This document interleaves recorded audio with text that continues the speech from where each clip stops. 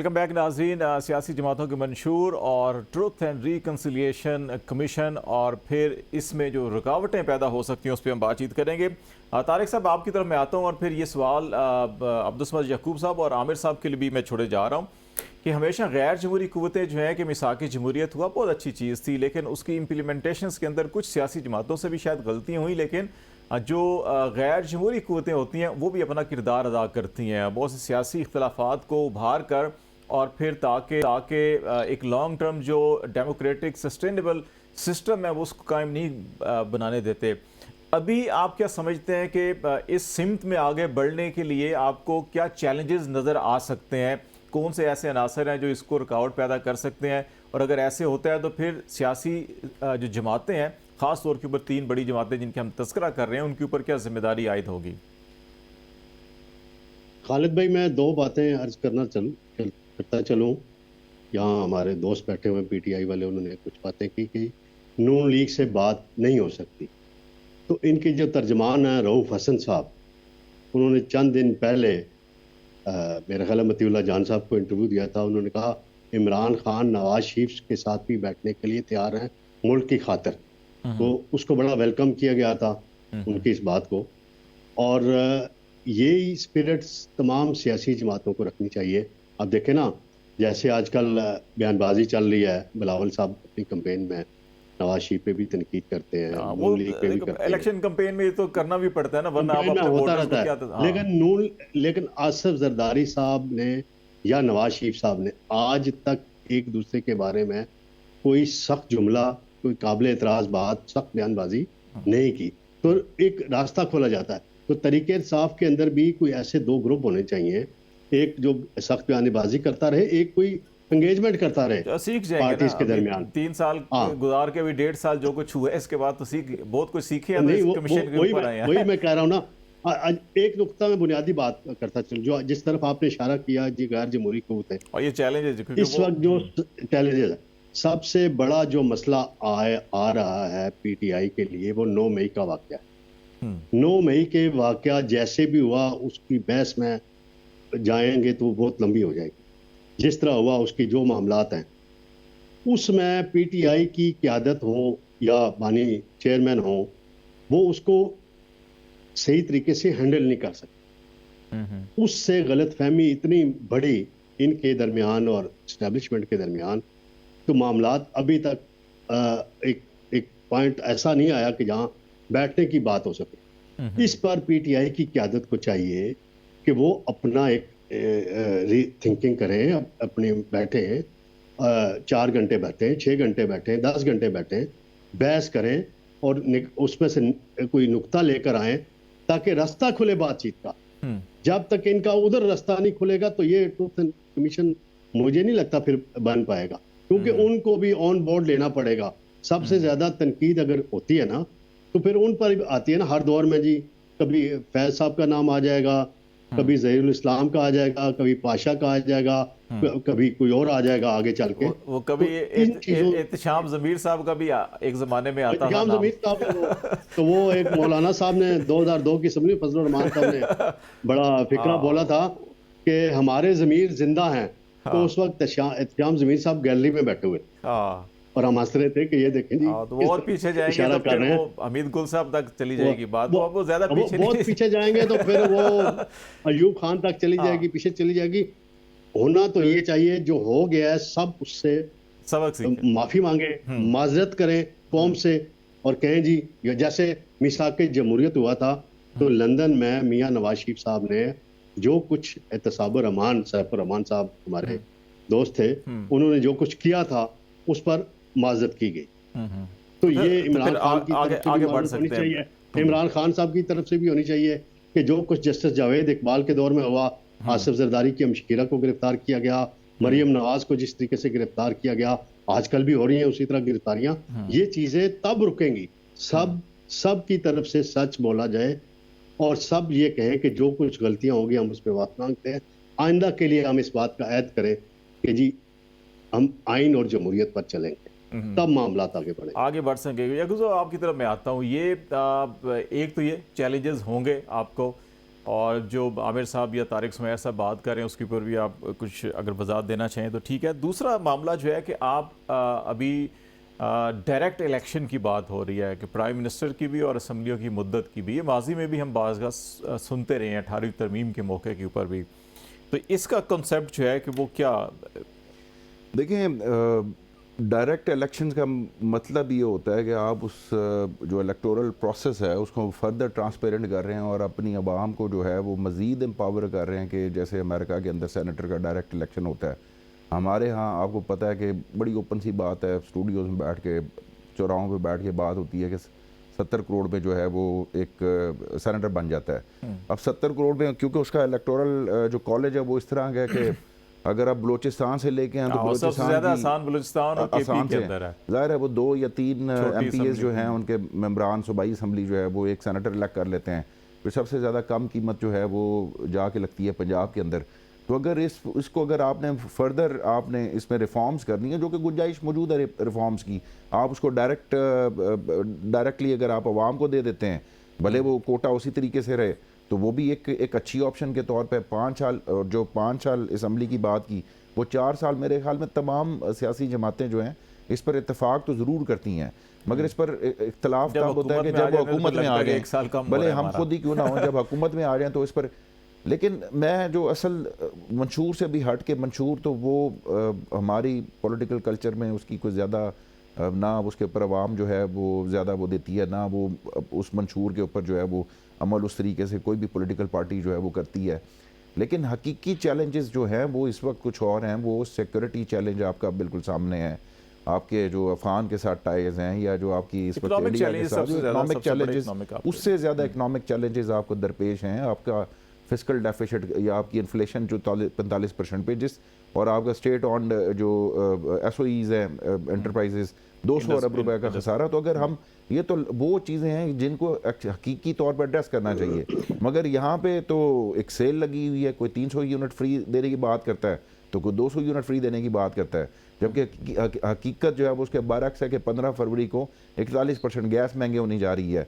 तो हम इलेक्शन में किए गए वादे उस रैलियों के अंदर भी आवाम से सच नहीं बोलते कि अगर हमें भी लाया गया तो जो ये प्रपोजल जिनको इन्होंने इस गवर्नमेंट ने, केयरटेकर गवर्नमेंट ने अप्रूव करना था, मैंडेट ना होने की वजह से रिस्ट्रक्चरिंग FBR की वो नहीं कर रहे, तो वो अगले के पल्ले में, अगले के खाते में डाल रहे हैं कि प्राइम मिनिस्टर साहब आपका कोई हनीमून पीरियड नहीं होगा, आप आएंगे बैठेंगे तो सबसे पहले जो है ये आपने जो सख्त फैसले हैं या आवाम के ऊपर बिजली गिरानी है, ये सबसे पहले आपने करना है। तो वो 100 डेज का जो हनीमून पीरियड होता था, यहाँ पे तो पहले हफ्ते ही, क्योंकि वो पेंडिंग है, मैंडेट नहीं है। बहुत सारी जो even state on organisation PIO को जो प्राइवेटाइज करने की या बेचने की बात की है, फिर वो उसको रोक दिया गया। केयर टेकर गवर्नमेंट का सबसे ज़्यादा, जब ये प्रोलॉन्ग करते हैं तो इसका सबसे ज़्यादा नुकसान हमें ये भी होता है कि इस वक्त एक बगैर मैंडेट के government day to day affair तो चला सकती है, पॉलिसी इंप्लीमेंट नहीं कर सकती। अरबों रुपए का डेली बेसिस के ऊपर हमें जो खसारा हो रहा है हम भुगत रहे हैं, क्योंकि हमने आइन की को बाला ताक रखते हुए उनको हम ड्रैग करने की कोशिश कर रहे थे। ये भी आ रहा था कि जी साल इनको ड्रैग, तो बहरहाल अल्टीमेटली बिल्कुल ये होगा, तो ये कहते हैं ना कि वो सर मुड़ाते ही ओले पड़ने वाली बात है। जो भी हुकूमत होगी इतनी आसान नहीं होगी। लेकिन एक जो तारिक सुमैर साहब ने जो चीज़ें उठा रहे थे चैलेंजेस के, उसमें खास तौर के ऊपर 9 मई का तस्करा किया और आपकी पार्टी का खुद अपना कि अगर आप स्मूथली आगे बढ़ना चाह रहे हैं तो फिर इसके ऊपर भी कुछ वाज़ेह। लेकिन मैं तारिक साहब की बात से इख्तलाफ उस हद तक नहीं करता, क्योंकि जो उन्होंने बात की कि हाँ बिल्कुल एक दड़ा PTI में अगर रऊफ़ हसन साहब का है तो मैं भी उन्हीं के साथ जो है अलाइन करता हूँ। मैं भी ये चाहता हूँ कि इनसे गुफ्तगू हो। मैं कल तक इस बात का हामी ज़रूर था कि जो कि नून लीग के साथ, और जब असम्बली वगैरह में भी होती थी तो हम इनके साथ इनको इंगेज, लेकिन क्या जो अभी जो हमें ग्रज है कि क्या वो जो उनका गैर जमहूरी रवैये या जो फस्तायत या जो जिस तरीके से उनकी तरफ से, तो क्या इसके बावजूद भी उनसे, तो क्या वो ट्रुथ पे आएंगे? क्या वो अपोलॉजी या माज़रत खाना रवैया रखेंगे? क्या वो किसी से माफ़ी मांगेंगे? जब आप ट्रुथ एंड रिकंसिलिएशन कहते हैं, इसका मतलब ये है कि फिर सबको अपनी अपनी आपको 9 मई के हवाले से भी उनको भी डेफिनेटली सारी सूरत हाल के अंदर कुछ ना कुछ तो करना ही पड़ेगा, तभी बात आगे बढ़ेगी। मैं अगर आमिर साहब आपके पास आ रहा हूँ आपको लगता है कि चैलेंजेस होंगे, सब बैठकर किसी नतीजे पर पहुंच जाएं, हर कोई अपनी गलतियों का एतराफ़ खुले दिल से कर ले? क्या उनको लेफ़्ट राइट से ट्विस्टिंग नहीं होगी, कोई थपकी देने वाला नहीं होगा और सब कुछ कहेंगे अच्छा ठीक है सारे बैठ जाएं जनाब, बिल्कुल हम एक साइड पे होके आपको एम्पावर कर रहे हैं, आवाम को एम्पावर कर रहे हैं? देखिए, अगर तो जमहूरी माइंडसेट हो जाएगा सबका तो फिर तो कोई थपकी नहीं लेता। देखिए, मैंने पहले भी कहा, मैं फिर कहता हूँ कि पीपल्स पार्टी कभी इक़्तिदार के लिए दूसरे बैकडोर पे नहीं जाती है। हम आवाम की ताकत पे भरोसा रखते हैं, उसी से आते हैं, और यही हम अपने तमाम दोस्तों से या सियासी जमातों से, भले वो हमारे मुखालिफिन हो, उनसे कहते हैं। देखिए, अगर आपके अंदर ये हिम्मत हो कि आप आज प्राइम मिनिस्टर हैं और आपकी हुकूमत तोड़ के इलेक्शन करवाई जाए और आपको 17 सीटें दे दी जाएं, लेकिन फिर भी आप बजाय मुजाहिमत के आप मुफाहिमत की तरफ आए, और ये पीपल्स पार्टी ने बारहा करके दिखाया है 90s के अंदर भी और उसके बाद।